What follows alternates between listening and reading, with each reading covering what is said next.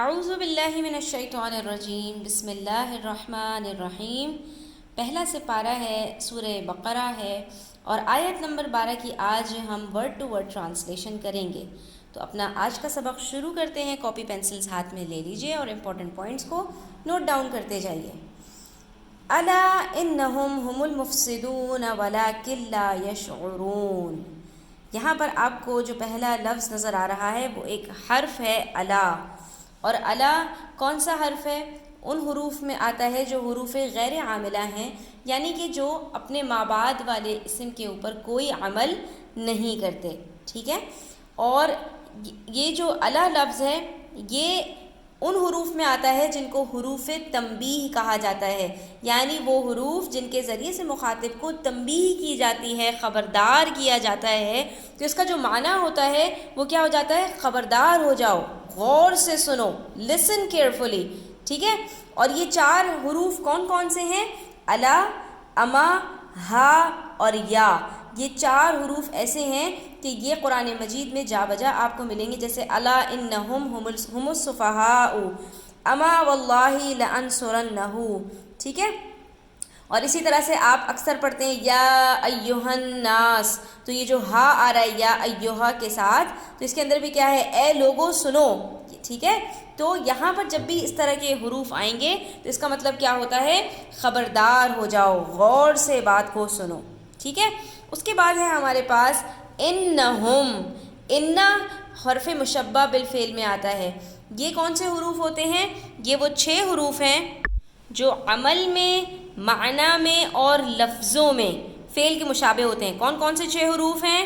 انا، انا، کانا، لاکنا، لیتا اور لعل۔ یہ 6 حروف ہیں جو فعل کی طرح عمل کرتے ہیں، اس میں جو ہے وہ جملہ اسمیہ کے اوپر داخل ہوتے ہیں اور اپنے اسم کو یہ جو ہے وہ فتحہ دیتے ہیں اور اپنی خبر کو یہ ضمہ دیتے ہیں، یعنی اسم کے اوپر جو ہے وہ زبر آ جاتا ہے اور خبر کے اوپر ان کے پیش آ جاتا ہے۔ لیکن یہاں پر آپ دیکھیں گے کہ یہ جو حرف انا ہے یہ ہم ضمیر کے اوپر داخل ہوا ہے، اور ہم یہ بات تفصیل سے پڑھیں گے انشاءاللہ کہ جو ضمائر ہوتے ہیں وہ مبنیات میں سے ہوتے ہیں۔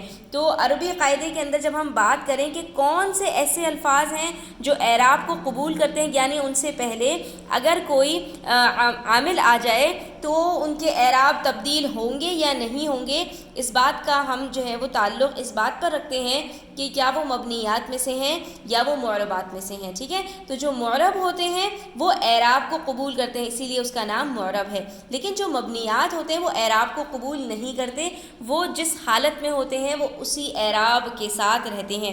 تو ضمائر بھی اسی میں سے آتے ہیں، جیسے ہم، ہما، ہم، انتا، انتی، انا، نحنو، یہ سارے ضمائر ہوتے ہیں جو کہ کسی بھی اعراب کو قبول نہیں کرتے۔ تو پھر ہم یہاں پر کیا کہیں گے کہ یہاں پر انا نے کیا اس کو اعراب نہیں دیا؟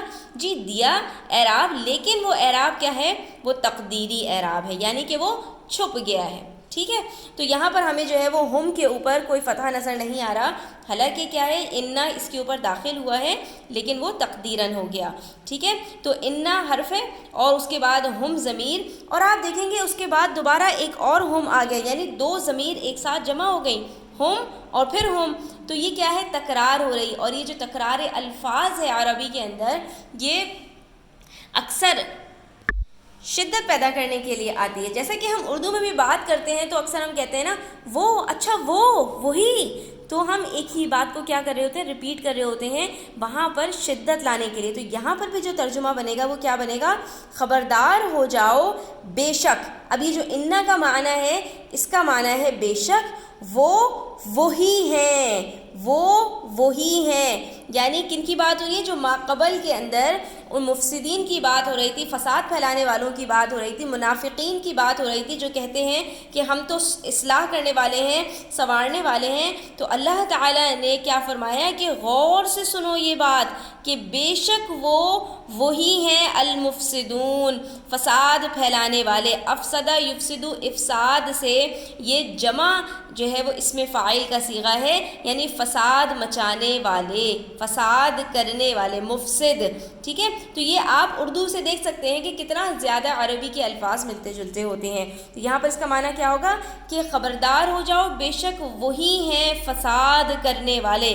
حالانکہ وہ اپنے آپ کو مصلحون کہہ رہے تھے، اور اللہ تعالیٰ نے کیا فرمایا کہ وہ مفسدون ہیں. وَلَٰكِن لَا يَشْعُرُونَ، واو اور کے لیے آیا، ٹھیک ہے. اور لیکن دراصل یہاں پر مخففہ من المثقلہ ہے. مخففہ کیا ہوتا ہے؟ جس کے اندر تخفیف کر دی گئی ہو، جس کے اندر شدت کو کم کر دیا گیا ہو. اور مثقلہ کیا ہوتا ہے؟ جس کے اندر جو ہے وہ ثقالت ہو، جو ثقیل ہو، جو بھاری پن ہو جس کے اندر. تو لاکنہ جو تھا وہ حروف مشبہ بالفعل، جیسے انہ ہے ویسے ہی لاکنہ بھی حروف مشبہ بالفعل میں ہے، اور یہ بھی جملہ اسمیہ کے اوپر داخل ہوتا ہے. لیکن آپ یہاں پر دیکھ سکتے ہیں کہ لا یشعرون یہ فعل ہے، ٹھیک ہے. شعرا یشعرو سے یہ جمع کا صیغہ ہے، ٹھیک ہے. اور یہ جمع غائب کا جو صیغہ ہے یہ فعل ہے. یشعرون وہ شعور نہیں رکھتے، وہ سمجھ نہیں رکھتے. تو یہ جو لاکن ہے یہ جملہ فعلیہ کے اوپر داخل ہوا ہے. تو یہاں پر ایک قاعدہ یاد رکھیے کہ لاکنہ جب بھی مخففہ من المثقلہ بنے گا تو اس کا عمل نہیں دیا جائے گا، ٹھیک ہے. اور وہ جملہ اسمیہ اور فعلیہ دونوں پر آ جاتا ہے، ٹھیک ہے. جیسے کہ قرآن مجید میں آیا ہے لیکن الراسخون فی العلم سورہ نساء کے اندر، اور اسی طرح سے آیا وما ظلمناہم ولیکن کانوا هم الظالمین. اور یہاں پر بھی آپ دیکھ سکتے ہیں کہ جملہ فعلیہ کے اوپر آیا ہے. تو لاکنہ کا جب یہ جو ہے یہ مخففہ بنے گا تو اس کا عمل ختم ہو جاتا ہے، یعنی اپنے اسم کو یہ فتحہ اور خبر کو ضمہ نہیں دیتا، بلکہ یہ جملہ اسمیہ اور خبریہ دونوں کے اوپر داخل ہو جاتا ہے. اور لیکن آتا کس کے لیے؟ استدراک کے لیے آتا ہے. جیسا کہ ہم اردو کے اندر بولتے ہیں لیکن، یعنی اپنی کسی بات کے اندر اپنی بات کرتے کرتے کہیں پر جب ہم بٹ کا ورڈ لے کر آ جاتے ہیں کہ یہ بات یہاں پر تو اتنی ہے لیکن اس کے اندر یہ بات بھی ہے. یعنی آسان لفظوں میں مثبت بات کے اندر اگر منفی اثر پیدا کرنا ہو تب بھی لیکن آ جاتا ہے، اور منفی بات کے اندر اگر مثبت پہلو پیدا کرنا ہو تو اس کے اندر جو ہے تب بھی لیکن آ جاتا ہے. کہ یہاں پر اللہ تعالیٰ نے فرمایا بے شک وہی ہیں فساد کرنے والے لیکن وہ سمجھ نہیں رکھتے، یعنی ان کو اس بات کا شعور نہیں ہے، ٹھیک ہے. تو اللہ تعالیٰ نے یہاں پر کیا فرمایا؟ Oh listen of a surety, that is surely they are the ones who make mischief. مفسدون who make mischief but ٹھیک ہے they do not realize, they do not understand. ٹھیک ہے، ان کو اس چیز کی سمجھ نہیں ہے.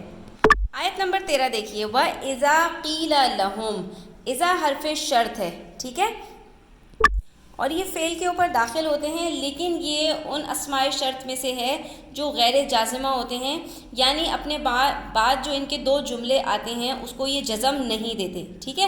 قرآن مجید میں بھی اس کی بہت ساری مثالیں آئی ہیں. وَإِذَا رَأَوْا تِجَارَةً أَوْ لَهْوًا انفضوا إِلَيْهَا سورہ جمعہ کے اندر، ٹھیک ہے. تو یہ جو ہے دو جملوں کے اوپر داخل ہوتا ہے. اب یہاں پر ہمارے پاس دو جملے کون سے ہیں؟ ایک شرط اور دوسرا جزا.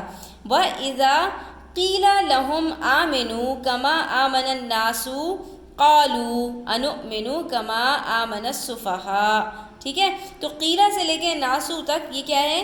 شرط ہے، اور قالو سے آگے تک یہ جزا ہے، ٹھیک ہے. کہ جب ان سے ایسا کہا جاتا ہے تو یہ والے جو دو جملے آ جاتے ہیں نا، تو جیسے انگلش کے اندر جب ہم کنجنکشن یوز کر رہے ہوتے ہیں تو ہمیں دو جملے چاہیے ہوتے ہیں، دو جملوں کو یہ جوڑتا ہے. اسی طرح سے جو ہمارے پاس اسماء شرط ہوتے ہیں وہ بھی دو جملوں کو جوڑ دیتے ہیں، ٹھیک ہے. اس کے آگے ہمارے پاس ہے قیلہ. اب قیلہ کا لفظ جب بھی کہیں پر آئے گا، ایک تو یہ قال یقولو کا مجہول ہے، یعنی اس کا معنی یہ نہیں ہوگا کہ کسی نے کہا، بلکہ کیا مطلب ہوگا اس کا؟ کہا گیا. تو جب ان سے کہا گیا، لہم ان سے کہا گیا، لام جار رہا ہے، ہم مجرور ہے اور یہ اس سے متعلق ہے. جب ان سے کہا گیا، تو جب بھی قیلہ کا لفظ آتا ہے تو یہ قول ہوتا ہے اور اس کے آگے ایک مقولہ آتا ہے. جیسے انگلش میں ہم کہتے ہیں ایک رپورٹنگ اسپیچ ہوتا ہے اور ایک رپورٹڈ اسپیچ ہوتا ہے، کہ ایک کہنے والا اور دوسری اس نے کیا بات کہی، ٹھیک ہے. تو یہاں پر جب بھی قیلہ آئے گا تو اس کے آگے ہمارے پاس قول آئے گا. تو آمنو کیا ہے؟ قول ہے کہ جب کہا گیا ان سے، اب یہاں پر آپ کو آمنو، آمنا، انؤمنو اور آمنا یہ 4 لفظ نظر آ رہے ہیں، یہ چاروں ایک ہی گردان سے ہیں۔ آمنا یومنو ایمانن فہوا مؤمنن، ایمان لانا، ٹھیک ہے، تو یہ 4 الگ الگ صیغے ہیں لیکن ان سب کے معنی ایمان لانا کے ساتھ ہیں۔ اب یہ جو آمنو ہے یہ امر کا صیغہ ہے، جمع، ٹھیک ہے، اور اس کا مطلب کیا ہے؟ ایمان لاؤ۔ تو آمنا کا مطلب کیا ہے؟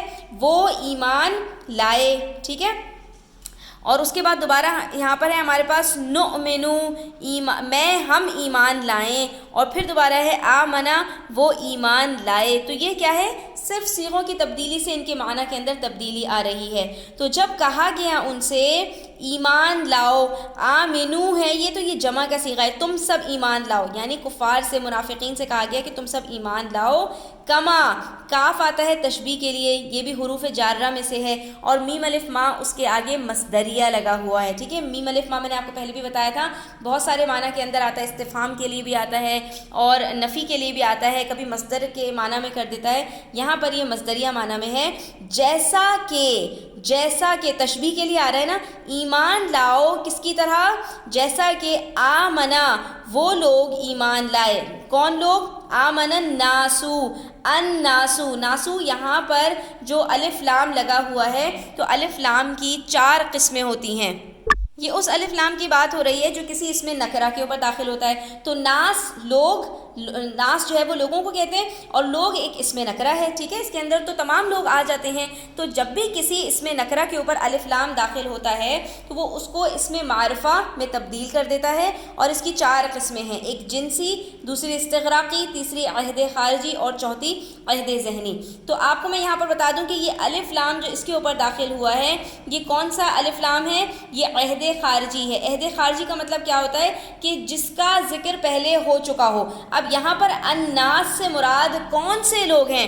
یہاں پر الناس سے مراد نہ تو جن سے جو ہے وہ لوگوں کی بات ہو رہی ہے، نہ اس سے جو ہے وہ تمام لوگوں کی بات ہو رہی ہے، یعنی ناس کے تمام افراد بھی نہیں ہیں، ہاں اس سے چند خاص لوگ مراد ہیں، اور وہ خاص لوگ کون سے ہیں؟ وہ خاص لوگ صحابہ کرام رضی اللہ تعالی عنہ ہیں جو خلوص دل سے ایمان لائے ہیں۔ تو اللہ تعالیٰ نے ان سے فرمایا کہ جب ان سے کہا گیا کہ ایمان لاؤ جیسا کہ ایمان لائے لوگ، کون لوگ؟ صحابہ کرام۔ تو اب یہاں پر جواب آ رہا ہے، اذا جو شرط کا جواب ہے وہ یہاں سے آ رہا ہے، قالو، انہوں نے کہا، کن لوگوں نے کہا؟ منافقین نے کہا، انؤمنو، یہ جو حمزہ ہے یہ استفہام کے لیے ہے، سوال کے لیے ہے، کیا؟ نؤمنو، ہم ایمان لائیں، نؤمنو جمع کا صیغہ ہے، ٹھیک ہے، جمع متکلم جس کا ترجمہ ہوتا ہے کہ ہم ایمان لائیں۔ تو کیا کہا انہوں نے؟ کیا ہم ایمان لائیں؟ دوبارہ سے کما، وہی جیسا کہ آمنا، ایمان لائے، السفہاء، جن کو اللہ تعالیٰ نے الناس کہا تھا انہی کو انہوں نے السفہاء کہہ دیا۔ سفیہ کہتے ہیں بے وقوف کو، اور سفہاء اس کی جمع ہے، ٹھیک ہے، تو الف لام یہاں پر بھی سفہاء، بے وقوف لوگ، تو یہ بھی کیا ہے؟ نکرہ ہے، اور نکرہ کے اوپر جو الف لام داخل ہوا تو ان منافقین نے صحابہ کرام کو، کیونکہ صحابہ کرام جو ہے وہ مال و دولت میں، ثروت میں اتنے زیادہ بڑھے ہوئے نہیں تھے اور خود کو وہ بہت عقل مند سمجھتے تھے، تو یہاں پر صحابہ کرام کو انہوں نے کیا کہا کہ کیا ہم بے وقوف لوگوں کی طرح ایمان لائیں، کہ صحابہ کرام جس طرح نعوذ باللہ ایمان لے کر آئے ہیں کیا ہم ان کی طرح ایمان لے کر آئیں؟ تو اللہ تعالیٰ نے یہاں پر ان کو دوبارہ خبردار کیا، الا انہم، بے شک وہ، ہم السفہاء، کہ وہی، بے شک وہ وہی، یہاں پر وہ وہی کون ہے؟ منافقین، جیسے کہ اللہ تعالیٰ نے اوپر فرمایا تھا نا آیت نمبر 12 جب شروع ہو رہی تھی، الا انہم ہم، تو یہاں پر بھی ایسے ہی فرمایا، الا انہم ہم السفہاء، وہاں پر کیا فرمایا تھا؟ المفسدون، اور یہاں پر فرمایا السفہاء۔ یہاں پر الف لام میں سفہاء کا کس کی طرف اشارہ ہو رہا ہے؟ یہاں پر منافقین کی طرف ہو رہا ہے۔ یہاں پر الف لام میں السفہاء کی طرف کس کی طرف اشارہ ہو رہا ہے؟ یہ مؤمنین کی طرف، صحابہ کرام کی طرف اشارہ ہو رہا ہے۔ کیوں؟ کیونکہ یہ کس کا قول تھا؟ یہ قول تھا منافقین کا، اور یہاں پر اللہ تعالیٰ ان کو جواب دے رہے ہیں، تو اللہ تعالیٰ نے فرمایا بے شک وہی بے وقوف ہیں، وَلَٰكِن لَّا يَعْلَمُونَ، لیکن وہ علم نہیں رکھتے، علم یعلم سے ہے، جیسے یشعرون تھا، شعور نہیں رکھتے، تو اللہ تعالیٰ نے فرمایا یہاں پر وہ علم نہیں رکھتے، ٹھیک ہے، یعنی ان کو اس بات کو نہیں جانتے، وہ اس بات سے بے خبر ہیں۔ وَإِذَا، when qila lahum, it is said to them, aminu, believe, kama, as amana nasu, believe others, that is the Sahaba Ikram. Qalu, they say, anu'minu, shall we believe, kama, as amana sufaha, the fools believe. ٹھیک ہے. Oh listen, ٹھیک ہے, nay of surety they are the fools but they do not know. تو آج کے اس سبق کے اندر ہم نے بہت ساری چیزیں سیکھی. امید کرتی ہوں کہ آپ کو آج کا سبق سمجھ آیا ہوگا. کامنٹ سیکشن میں اپنی رائے کا اظہار ضرور کیجیے گا. اس کی تفسیر کے لیے میں نے ڈسکرپشن باکس میں لنک دے دیا ہے, وہاں سے جا کر آپ ڈیٹیل اس کی تفسیر بھی سن سکتے ہیں. انشاءاللہ نیکسٹ لیسن کے اندر مزید چیزوں کے ساتھ حاضر ہوں گی. اپنا بہت خیال رکھیے گا. چینل کو سبسکرائب کرتے جائیے گا. ویڈیو اچھی لگی ہو تو لائک کیجیے گا. اللہ حافظ.